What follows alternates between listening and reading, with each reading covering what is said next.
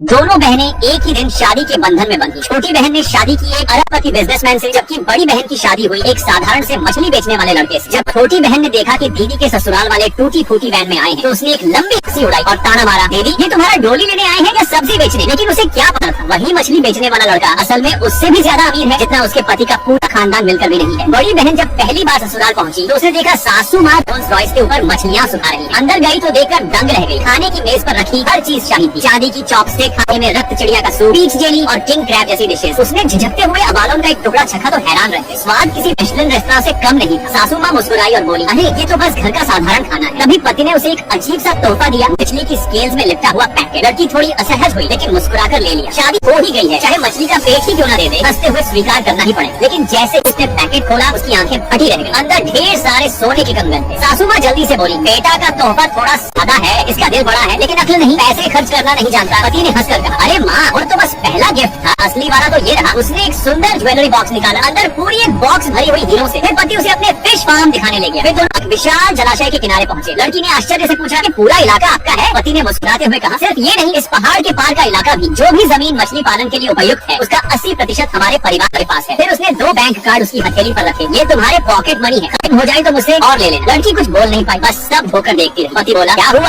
कम लगे? कोई बात नहीं, सारा पैसा तुम्हारे नाम कर दूंगा। लड़की हंसते हुए बोली, तुम्हारा ये मछली का बिजनेस तो सोने की खान निकला। दूसरी ओर छोटी बहन की जिंदगी उतनी चमकदार नहीं थी जितनी उसने सोची थी। सासू माँ उसे दिन रात डांटती, जरा सी गलती पर थप्पड़ जड़ते थे। एक दिन बोली, अगर ज्यादा बोलने की कोशिश की तो तुम्हारे मायके वालों को मैं कभी बिजनेस एसोसिएशन में जगह नहीं दिलवाऊंगी। अब वो चाहकर भी कुछ नहीं कह पाती थी क्योंकि उसका मकसद ही था अपने मायके को उस बिजनेस एसोसिएशन में शामिल कराना। इधर बड़ी बहन करोड़ की मालकिन बन चुकी थी, फिर भी अपनी मेहनत नहीं छोड़ी। वो अब भी फूड डिलीवरी करती थी। एक दिन पति ने उसे एक हाई क्लास पार्टी में बुलाया। वो अपनी डिलीवरी यूनिफॉर्म में ही पहुंच गई। माहौल में बिल्कुल मिसफिट लग रही थी। तभी उसकी नजर पड़ी, वहाँ उसकी छोटी बहन भी मौजूद थी। वो चुपचाप निकलने लगी लेकिन छोटी बहन ने देख लिया और जोर से बोली, अरे ये तो हमारी पुरानी नौकरानी जैसी लग रही है। सबके सामने उसने मजाक उड़ाया और पति से कहा, जानते हो ये पहले हमारे घर में काम करती थी। फिर उसने दीदी के हाथ से ड्रिंक छीन ली और सीधा उसके चेहरे पर फेंक दी। बड़ी बहन का गुस्सा फूट पड़ा, तुम्हें क्या हक है मुझे इस तरह अपमानित करने का? छोटी बहन हंसी और बोली, तुम्हारा मछली बेचने वाला पति यहाँ आने के लायक नहीं है, ये जगह बिजनेस टाइकून की है। लेकिन उसे जरा भी अंदाजा नहीं था कि जिस पति का वो मजाक उड़ा रही है वही जल्द उसकी औकात दिखा देगा। तभी छोटी बहन अपने पति से फुसफुसाई, मुझे लगता है इसने कुछ चोरी किया है, जरा चेक करवाओ। लड़की का सर्च करवाया गया और जब उसने विरोध किया छोटी बहन ने उसके हाथ का गोल्ड ब्रेसलेट झपट लिया। देखा,